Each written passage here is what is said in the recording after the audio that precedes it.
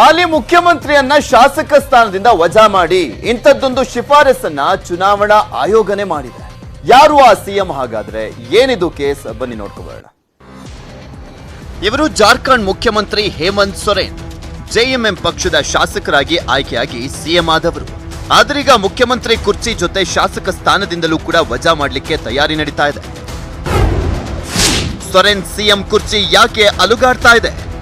ಜಾರ್ಖಂಡ್ ರಾಜ್ಯದ ಮುಖ್ಯಮಂತ್ರಿ ಹೇಮಂತ್ ಸೊರೇನ್ ಬರೀ ಸಿಎಂ ಖಾತೆ ನಿಭಾಯಿಸ್ತಾ ಇಲ್ಲ, ಗಣಿಗಾರಿಕೆ ಸೇರಿದಂತೆ ಹಲವು ಮಹತ್ವದ ಖಾತೆಗಳನ್ನ ತಮ್ಮತ್ರನೇ ಇಟ್ಕೊಂಡಿದ್ದಾರೆ. ಇಷ್ಟಾಗಿದ್ರೆ ಪರವಾಗಿಲ್ಲ, ಅಕ್ರಮ ಗಣಿಗಾರಿಕೆ ಜೊತೆಗೆ ತಮ್ಮದೇ ಕಂಪನಿಗಳಿಗೆ ಲೈಸೆನ್ಸ್ ಕೊಟ್ಟಿದ್ರು. ಸಾವಿರಾರು ಕೋಟಿ ಹಗರಣ ಆಗಿದೆ ಅಂತ ಜಾರ್ಖಂಡ್ ಬಿಜೆಪಿ ನಾಯಕರು ರಾಜ್ಯಪಾಲ ರಮೇಶ್ ಬಿಯಾಸ್ರಿಗೆ ದೂರನ್ನ ಕೊಟ್ಟಿದ್ದಾರೆ. ಜಾರ್ಖಂಡ್ ರಾಜ್ಯಪಾಲರು ಕೇಂದ್ರ ಚುನಾವಣಾ ಆಯೋಗಕ್ಕೆ ಕೆಲವು ದಾಖಲೆ ಜೊತೆಗೆ ಪತ್ರವನ್ನ ಬರೆದಿದ್ರು. ಸೊರೇನ್ ಅವರನ್ನ ಶಾಸಕ ಸ್ಥಾನದಿಂದ ವಜಾಗೊಳಿಸಬಹುದು, ಪರಿಶೀಲಿಸಿ ಅಂತ ಹೇಳಿದ್ರು. ದಾಖಲೆ ಪರಿಶೀಲಿಸಿದ್ದ ಕೇಂದ್ರ ಚುನಾವಣಾ ಆಯೋಗ ಶಾಸಕ ಸ್ಥಾನದಿಂದ ಅನರ್ಹಗೊಳಿಸುವಂತೆ ರಾಜ್ಯಪಾಲರಿಗೆ ಶಿಫಾರಸನ್ನ ಮಾಡಿದೆ. ಈಗ ಬಿಜೆಪಿ ನಾಯಕರು ವಿಧಾನಸಭೆ ವಿಸರ್ಜನೆಗೆ ಒತ್ತಾಯಿಸುತ್ತಿದ್ದಾರೆ. जैसा आपके द्वारा ये जानकारी मिल रही है कि चीफ इलेक्शन कमीशन ने रिपोर्ट दे दी है, लेटेस्ट सबको इंतजार करना चाहिए कुछ रिपोर्ट में क्या महामहिम गवर्नर क्या एक्शन लेते हैं, लेकिन कार्रवाई होनी चाहिए। सिर्फ सदस्यता ही नहीं जानी चाहिए, दीवार भी होनी चाहिए। पद का दुरुपयोग का मामला, भ्रष्टाचार का मामला, इस पर पीसी एक्ट भी लागू होने चाहिए। ಒಟ್ನಲ್ಲಿ ಕಾಂಗ್ರೆಸ್ ಬೆಂಬಲದಲ್ಲಿದ್ದಂತ ಜೆಎಂಎಂ ಸರ್ಕಾರ ಜಾರ್ಖಂಡ್ನಲ್ಲಿ ಅಧಿಕಾರ ಕಳೆದುಕೊಳ್ಳುವಂತ ಎಲ್ಲಾ ಲಕ್ಷಣಗಳು ಗೋಚರಿಸ್ತಾ ಇದೆ. Bureau report, news 18 Kannada. ಜಾರ್ಖಂಡ್ನ ಸಿಎಂ ಕುರ್ಚಿ ಅಲುಗಾಡ್ತಾ ಇದ್ರೆ ಬಿಹಾರದಲ್ಲಿ ಉಪಮುಖ್ಯಮಂತ್ರಿಗೆ ಬಂಧನದ ಭೀತಿ ಶುರುವಾಗಿದೆ. ಲಾಲು ಪುತ್ರ ತೇಜಸ್ವಿ ಯಾದವ್ರನ್ನ ಸಿಬಿಐ ಯಾವಾಗ ಬೇಕಿದ್ರೂ ಕೂಡ ಅರೆಸ್ಟ್ ಮಾಡಬಹುದಾದಂತ ಚಾನ್ಸಸ್ ಇದೆ. ಈ ಸ್ಟೋರಿ ನೋಡಿ ಏನಾಗ್ತಾ ಇದೆ ಅಂತ ನಿಮ್ಗೆ ಗೊತ್ತಾಗುತ್ತೆ. ಭೂಮಿ ಕೊಟ್ಟವರಿಗೆ ಸರ್ಕಾರಿ ಉದ್ಯೋಗ ಭಾಗ್ಯ, ಲಾಲು ಆಯ್ತು, ಈಗ ಜೈಲು ಸೇರ್ತಾರ ತೇಜಸ್ವಿ. ಮೇವು ಹಗರಣದಲ್ಲಿ ಲಾಲು ಪ್ರಸಾದ್ ಯಾದವ್ ತಮ್ಮ ಇಳಿಜೀವನವನ್ನು ಜೈಲಲ್ಲಿ ಸವಿಸಿದ್ರು. ಈಗ ಲಾಲು ಮಗ ತೇಜಸ್ವಿ ಯಾದವ್ ಕೂಡ ಜೈಲು ಸೇರೋ ಸಾಧ್ಯತೆ ಇದೆ. ಭೂಮಿಗಾಗಿ ಸರ್ಕಾರಿ ಉದ್ಯೋಗ ಹಗರಣದಲ್ಲಿ ಲಾಲು ಮಗ ತೇಜಸ್ವಿಯನ್ನ ಸಿಬಿಐ ಯಾವಾಗ ಬೇಕಿದ್ರೂ ಅರೆಸ್ಟ್ ಮಾಡೋ ಸಾಧ್ಯತೆ ಇದೆ. ಅಷ್ಟಕ್ಕೂ ಏನಿದು ಹಗರಣ? ಬಿಹಾರ ಉಪಮುಖ್ಯಮಂತ್ರಿ ತೇಜಸ್ವಿ ಯಾದವ್ ಅರೆಸ್ಟ್ ಆಗಲು ಸಾಕ್ಷಿ ಏನು ಅಂತ ನೋಡೋದಾದ್ರೆ, 2004ರಿಂದ 2009ರವರೆಗೆ ಲಾಲು ಪ್ರಸಾದ್ ಯಾದವ್ ರೈಲ್ವೆ ಮಂತ್ರಿ ಆಗಿದ್ದಾಗ ರೈಲ್ವೆ ಇಲಾಖೆಯಲ್ಲಿ ಭೂಮಿಗಾಗಿ ಉದ್ಯೋಗ ಹಗರಣ ನಡೆದಿತ್ತು. ಭೂಮಿ ಕೊಟ್ಟವರಿಗೆ ಡಿ ಗ್ರೂಪ್ ನೌಕರಿ ಸಿಕ್ಕಿತ್ತಂತೆ. ಅದೇ ಪ್ರಕರಣಕ್ಕೆ ಸಂಬಂಧಿಸಿದಂತೆ ಮೊನ್ನೆಯಷ್ಟೇ ಸಿಬಿಐ ಲಾಲು ಆಪ್ತರ ಮನೆ ಮೇಲೆ ರೇಡ್ ಮಾಡಿತ್ತು. ಪಾಟ್ನಾದಲ್ಲಿ ಲಾಲು ಕುಟುಂಬಸ್ಥರ ಹೆಸರಲ್ಲಿ 1,05,292 ಚದರಡಿ ಜಾಗ ಇದೆ. ಭೂಮಿ ಖರೀದಿಸೋಕೆ ಇಲ್ಲವೇ ಮಾರೋಕೆ ನಗದನ್ನೇ ಬಳಸಲಾಗಿತ್ತಂತೆ. ಇನ್ನು ಲಾಲು ಪ್ರಸಾದ್ ಕುಟುಂಬಕ್ಕೆ ಸೇರಿದ ಕಂಪನಿಗಳಿಗೆ ಭೂಮಿ ಮಾರಾಟ ಮಾಡಲಾಗಿತ್ತು ಎನ್ನಲಾಗ್ತಿದೆ. ತೇಜಸ್ವಿ ಲಾಲು ಪುತ್ರಿಯರಿಗೆ ಬಂಧನ ಭೀತಿ. ಉದ್ಯೋಗಕ್ಕಾಗಿ ಭೂಮಿ ಹಗರಣದ ಪ್ರಮುಖ ದಾಖಲೆಗಳು ಸಿಬಿಐ ಕೈ ಸೇರಿವೆ. ಆ ದಾಖಲೆಗಳು ಅದೆಷ್ಟು ಪ್ರಬಲವಾಗಿವೆ ಎಂದ್ರೆ, ಲಾಲು ಪುತ್ರ ತೇಜಸ್ವಿ ಯಾದವ್, 2 ಪುತ್ರಿಯರು ಹಾಗೂ ಇತರೆ 12 ಜನರು ಲಾಲು ಮಾದರಿಯಲ್ಲೇ ಜೈಲು ಪಾಲಾಗೋ ಸಾಧ್ಯತೆ ಇದೆಯಂತೆ. Bureau report, news 18 Kannada. ಪಂಜಾಬ್ನಲ್ಲಿ ಮೋದಿ ಭದ್ರತಾ ವೈಫಲ್ಯಕ್ಕೆ ಕಾರಣ ಗೊತ್ತಾಗ್ತಾ ಇದೆ. ಸುಪ್ರೀಂ ಕೋರ್ಟ್ಗೆ ಇವತ್ತು ವರದಿ ಸಲ್ಲಿಕೆನೂ ಕೂಡ ಆಗಿದೆ. ಏನಿದು ಪ್ರಕರಣ ಅನ್ನೋದರ ಕಂಪ್ಲೀಟ್ ರಿಪೋರ್ಟ್ ನಿಮ್ಮ ಮುಂದೆ.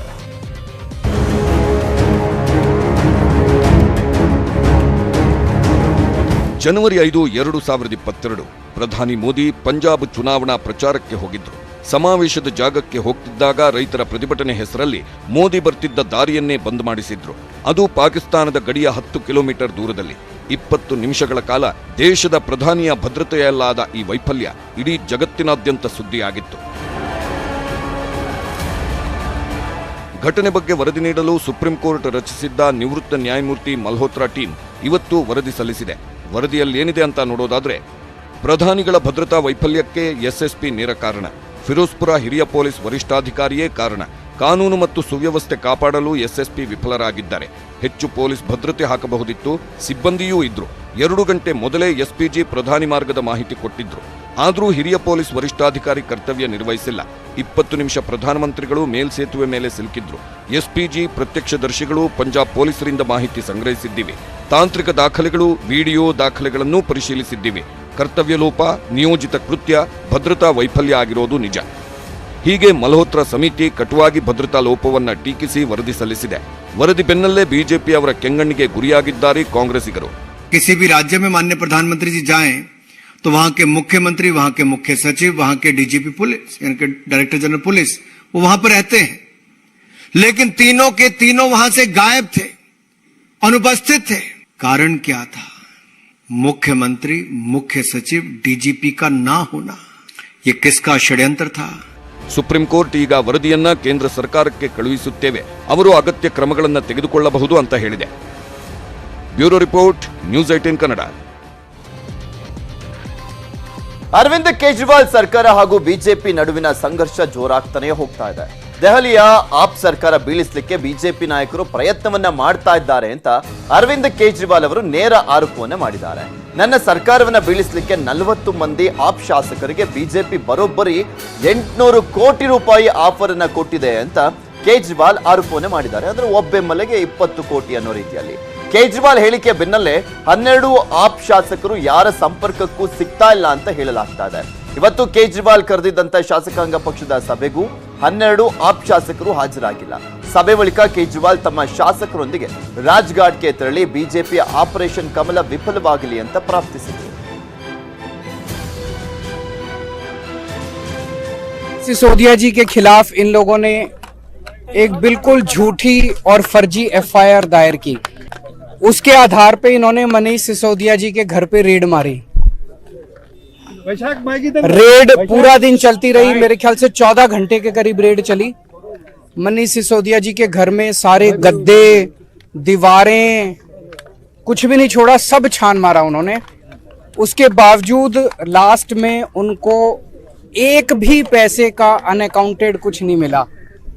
एक भी कोई कैश नहीं मिला अनअकाउंटेड, कोई जेवर नहीं मिले, कोई संपत्ति नहीं मिली, कोई जमीन के कागज, कोई ऐसे आपत्तिजनक कागज, दस्तावेज कुछ नहीं मिला इन लोगों को. फिर मैंने देखा इनका एक बड़ा नेता एक टीवी के डिबेट में कह रहा था 8,000 करोड़ का घोटाला. फिर हमारे वाले ने पूछा उससे डिबेट में कि ये घोटाला क्या है, तो वो कागज देखने लगा कि घोटाला क्या है. पहले कह रहे थे 1.5 लाख करोड़ का, फिर बोले 8,000 करोड़ का. फिर मैंने देखा इनके 2 नेताओं ने प्रेस कॉन्फ्रेंस करी, उसमें बोले 1100 करोड़ का घोटाला. और घोटाला क्या है, घोटाला पता नहीं. फिर LG साहब ने एक रिपोर्ट बनाई, उसमें बोले 144 करोड़ का घोटाला. ರಾಜ್ಯದಲ್ಲಿ ದೊಡ್ಡ ಮಟ್ಟದಲ್ಲಿ ಚರ್ಚೆ ಆಗ್ತಾ ಇರುವಂತ ವಿಚಾರ ಅಂದ್ರೆ 40% ಕಮಿಷನ್ ವಿಚಾರ. ಈ ಕೇಸ್ ತನಿಖೆ ನಡೆಸುವಂತ ತಾಕತ್ತು ಯಾರಿಗೂ ಇಲ್ಲ ಅಂತ ಕಾಣಿಸುತ್ತೆ. ಆರೋಪ ಮಾಡಿದ್ದಂತ ಕೆಂಪಣ್ಣ ಮೇಲೆ ಸರ್ಕಾರದವರು ಬೀಳ್ತಾ ಇದ್ದಾರೆ, ಕಾಂಗ್ರೆಸ್ನವರು ಸೈಲೆಂಟ್ ಆಗಿದ್ದಾರೆ. ಇನ್ನೊಂದ್ ಕಡೆ JDSನವರು ಈ ಆಟದಲ್ಲಿ ನಾವಿಲ್ಲಪ್ಪ ಅಂತ ಹೇಳ್ಕೊಳ್ತಿದ್ದಾರೆ.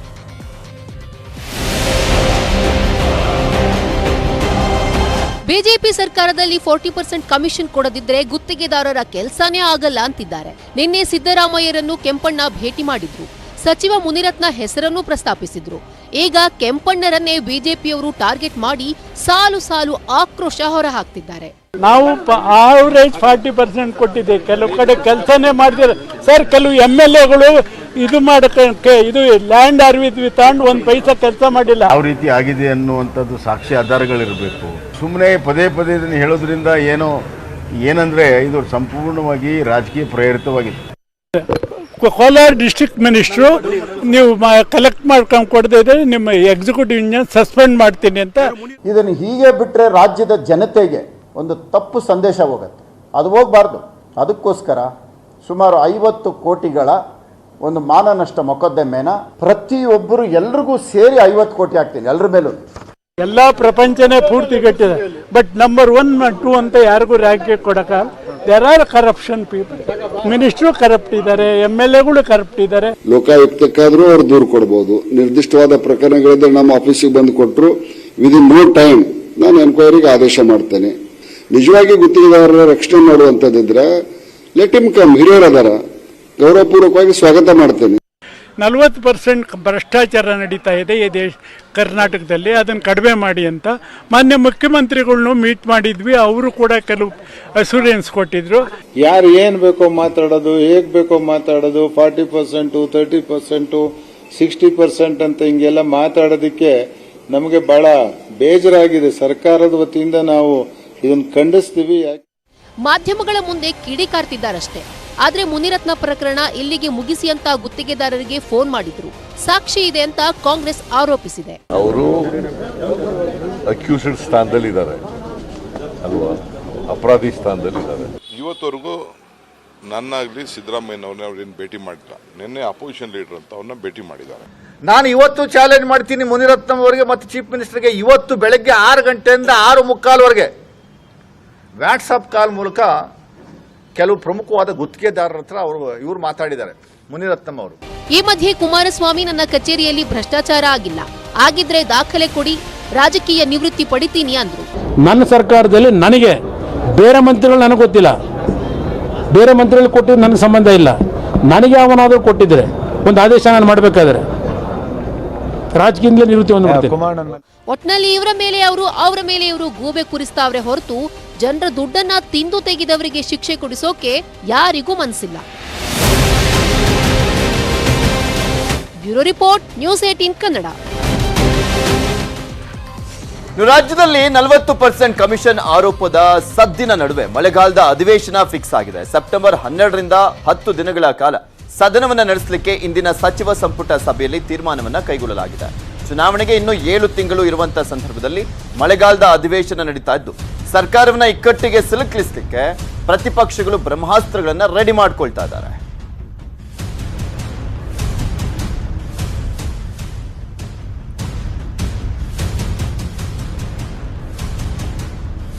ಸೆಪ್ಟೆಂಬರ್ 12ರಿಂದ ವಿಧಾನಸಭೆ ಮಳೆಗಾಲದ ಅಧಿವೇಶನ ಆರಂಭವಾಗ್ತಾ ಇರುವಂತದ್ದು. 10 ದಿನಗಳ ಕಾಲ ಟೋಟಲ್ ಆಗಿ ಈ ಅಧಿವೇಶನ ನಡೆಯುತ್ತೆ. ಮಳೆಗಾಲದ ಅಧಿವೇಶನ ವಿಪಕ್ಷದವರು ಎಲ್ಲಾ ರೀತಿಯಲ್ಲೂ ಸರ್ಕಾರವನ್ನ ಸಿಕ್ಕಾಕ್ಸುವಂತ ನಿಟ್ಟಿನಲ್ಲಿ ಯಾವ್ಯಾವ ರೀತಿಯಾಗಿ ಅಂದ್ರೆ ಈ ಅಸ್ತ್ರಗಳನ್ನ ರೆಡಿ ಮಾಡ್ಕೊಳ್ಬಹುದು ಮಾಡ್ತಾ ಇದ್ದಾರೆ. 1ನೇ ಅಸ್ತ್ರ ನಿಮಗೆ ತೋರಿಸ್ತಾ ಇದೀವಿ, ಹರ್ಷ, ಪ್ರವೀಣ್, ಮಸೂದ್ ಕೊಲೆ ಪ್ರಕರಣ ಆಗಿರ್ಬೋದು. ಇನ್ನು 2ನೇ ಅಸ್ತ್ರ ಹಿಜಾಬು, ಹಲಾಲು, ಧರ್ಮ ದಂಗಲ್ಗಳು ಆಗಿರುವಂಥದ್ದು. 3ನೇ ಅಸ್ತ್ರ ಸರ್ಕಾರದ ಮೇಲೆ 40% ಕಮಿಷನ್ ಆರೋಪ ಇರಬಹುದು.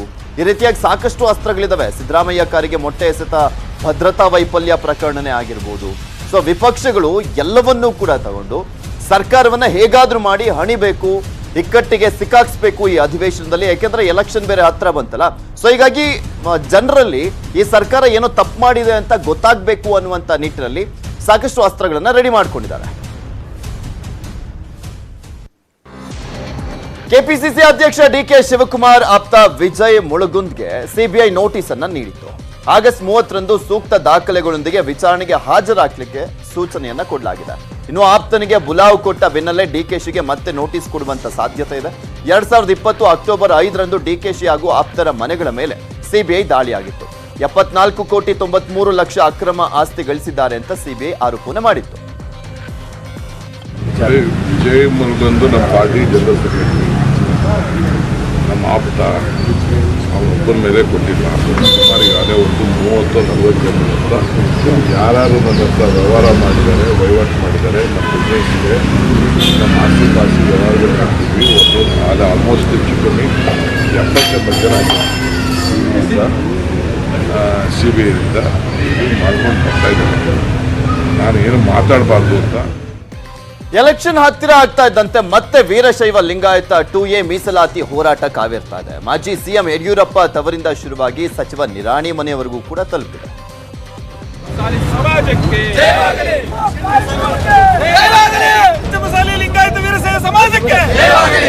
ವೀರಶೈವ ಲಿಂಗಾಯತ 2A ಮೀಸಲಾತಿ ಹೋರಾಟ ಮತ್ತೆ ಮುನ್ನೆಲೆಗೆ ಬಂದಿದೆ. ಶಿವಮೊಗ್ಗದಲ್ಲಿ ಇವತ್ತು ಬಸವಜಯ ಮೃತ್ಯುಂಜಯ ಸ್ವಾಮೀಜಿ ನೇತೃತ್ವದಲ್ಲಿ ಬೃಹತ್ ಪ್ರತಿಭಟನೆ ನಡೆಯಿತು.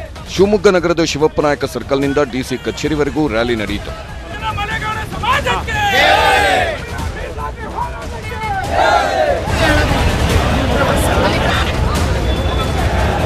ರ್ಯಾಲಿ ಆರಂಭಕ್ಕೂ ಮುನ್ನ ಸಂಸದ ಬಿವೈ ರಾಘವೇಂದ್ರ ಸ್ವಾಮೀಜಿಗಳಿಂದ ಮನವಿ ಸ್ವೀಕರಿಸಿದ್ರು. ಆಮೇಲೆ ಶಿವಪ್ಪನಾಯಕ ಪ್ರತಿಮೆಗೆ ಹೂವಿನ ಹಾರ ಹಾಕಿ ಮೆರವಣಿಗೆ ನಡೆಸಿ ಕೇಂದ್ರ ಸರ್ಕಾರಕ್ಕೆ 2A ಮೀಸಲಾತಿ ನೀಡುವಂತೆ ಆಗ್ರಹಿಸಿ ಜಾಥಾ ನಡೆಸಿದ್ರು. ಈ 2023 ಒಳಗಾಗನೆ ಈ ಸಮಾಜಕ್ಕೆ ಮೀಸಲಾತಿ ಕೊಡಿಸೋ ಪ್ರಯತ್ನವನ್ನ ತಾವೆಲ್ಲ ಮಾಡಬೇಕು. ಒಂದು ವೇಳೆ ವಿಳಂಬ ಆತಪ್ಪ ಅಂದ್ರೆ ಸೆಪ್ಟೆಂಬರ್ 26ಕ್ಕೆ ಸನ್ಮಾನ್ಯ ಮುಖ್ಯಮಂತ್ರಿ ಮನೆ ಮುಂದೆ ಸತ್ಯಾಗ್ರಹ, ಅಕ್ಟೋಬರ್ 23ಕ್ಕೆ ರಾಣಿ ಚೆನ್ನಮ್ಮನ ಜಯಂತಿ ಬೆಂಗಳೂರಿನಲ್ಲಿ 25 ಲಕ್ಷ ಮಂದಿ ಕೂಡಿಸಿ ಅಂತಿಮವಾಗಿರ್ತಕ್ಕಂಥ ರಾಜಕೀಯ ನಿರ್ಣಯಗಳನ್ನ ನಾವು ತೆಗೆದುಕೊಳ್ಳಬೇಕಾಗಿತ್ತು ಅಂತ ಎಚ್ಚರಿಕೆ ಮಾತನ್ನ ಇವತ್ತು ರಾಜ್ಯ ಸರ್ಕಾರಕ್ಕೆ ಹೇಳ್ತಾ, ಇನ್ನು 2A ಮೀಸಲಾತಿಗಾಗಿ ಹೋರಾಟ ತೀವ್ರವಾಗ್ತಿದ್ದಂತೆ ಪಂಚಮಸಾಲಿ ಸಮುದಾಯದ ಮತ್ತೊಂದು ಬಣ ಸಚಿವ ಮುರುಗೇಶ್ ನಿರಾಣಿ ಅವರನ್ನ ಭೇಟಿ ಮಾಡಿತು. 2A ಮೀಸಲಾತಿ ನೀಡಲು ಶೀಘ್ರವೇ ನಿರ್ಧಾರ ಕೈಗೊಳ್ಳಲು ಮನವಿ ಮಾಡಿದ್ರು. OBC ಅನ್ನಂದ್ರೆ ಸೆಂಟ್ರಲ್ ಗೌರ್ಮೆಂಟ್ದಿಂದ ಏನು ಹಿಂದೆ ಕೊಡ್ತಾರೆ ಅವಾಗ ಅಲ್ಲೇ OBC ಅದಕ್ಕೋಸ್ಕರ ನಾವು OBC ಕೊಡುವಂತ ಒತ್ತಾಯ ಮಾಡ್ತಾ ಇದ್ದೀವಿ. ರಾಜ್ಯ ಒಂದು ವ್ಯಾಪ್ತಿಯಲ್ಲಿ ಏನು ನೌಕರಿ ಕೇಳಬೇಕು ಅದಕ್ಕೆ ನಾವು ಈಗ 2A ದಾಗಿದ್ದೀವಿ. ನಾವು ಅತಿ ಹಿಂದುಳಿದವರು ಇದ್ದುದರಿಂದ ನಮಗೆ 2A ಕೊಡೋಣ ಅಂತ ಮತ್ತೆ ನಮ್ಮ ಹೋರಾಟ ಇದೆ. ಮೀಸಲಾತಿ ಕೊಡಿಸ್ತೀವಿ ಅಂತ ಭರವಸೆ ಕೊಟ್ಟಿದ್ದು ಅಂದಿನ ಸಿಎಂ ಯಡಿಯೂರಪ್ಪ. ಈಗ ಬೊಮ್ಮಾಯಿ ಸರ್ಕಾರ ಇದೆ. ಮೀಸಲಾತಿ ವಾರ್ಗೆ ಯಾವ ರೀತಿ ಇತಿಶ್ರೀ ಹಾಡ್ತಾರೋ ನೋಡೋಣ. Bureau report, news 18 Kannada. ಬೆಳಗಾವಿಯಲ್ಲಿ ಆನೆಗಳ ಮೂಲಕ ಚಿರತೆ ಹಿಡಿಯುವಂತ ಪ್ರಯತ್ನ 3ನೇ ದಿನವೂ ಕೂಡ ವಿಫಲವಾಗಿದೆ. ಚಾಲಾಕಿ ಚಿರತೆ ಬೋನಿಗೂ ಕೂಡ ಬೀಳ್ತಾ ಇಲ್ಲ, ಯಾರಿಗೂ ಕಾಣಿಸ್ತಾ ಇಲ್ಲ. ಆದರೆ ಕ್ಯಾಮೆರಾದಲ್ಲಿ ಚಿರತೆ ಚಲನವಲನ ಸೆರೆಯಾಗಿದೆ. ಇನ್ನು ದಾವಣಗೆರೆಯ ಪಲವನಹಳ್ಳಿಯಲ್ಲಿ ಚಿರತೆ ದಾಳಿಗೆ ಮಹಿಳೆ ಸಾವನ್ನಪ್ಪಿದ್ದಾರೆ. ಬೋನಿಟ್ಟು ಚಿರತೆಯನ್ನ ಹಿಡಿಲಿಕ್ಕೆ ಅರಣ್ಯ ಇಲಾಖೆ ನಿರ್ಧರಿಸಿದೆ.